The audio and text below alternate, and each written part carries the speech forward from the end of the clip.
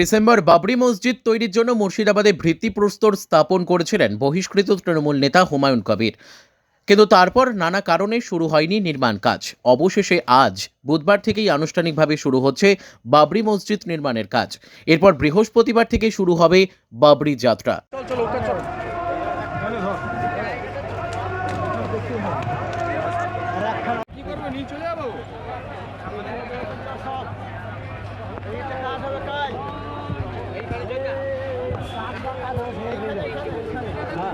এখানে না এখানে ওখানে সামনে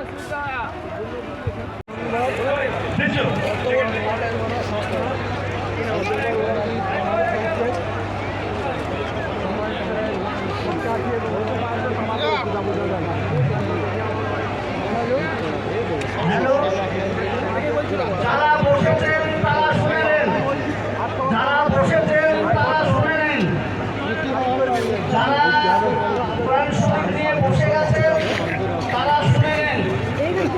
যে যেখানে কোরআন শরীফ নিয়ে সামনে কাতারে বসেছে ওই খাতা